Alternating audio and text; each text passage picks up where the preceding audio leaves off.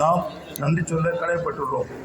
நமது மாபெரும் தேசத்தின் ஒரு பகுதியான புதுச்சேரி மாநிலம் சமூக பொருளாதார வளர்ச்சிக்கு ஒரு முன்மாதிரி மாநிலமாக திகழ்கிறது.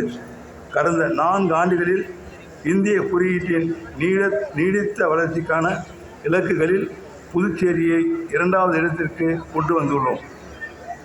தனிநபர் வருமானத்தை ரூபாய் 3,02,680 உயர்த்தியிருக்கின்றோம்.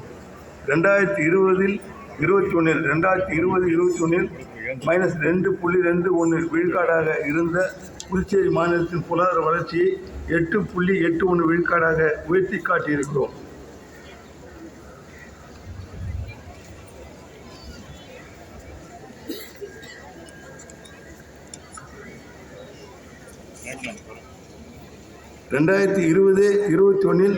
ரூபாய் 8,418.96 கோடியாக இருந்த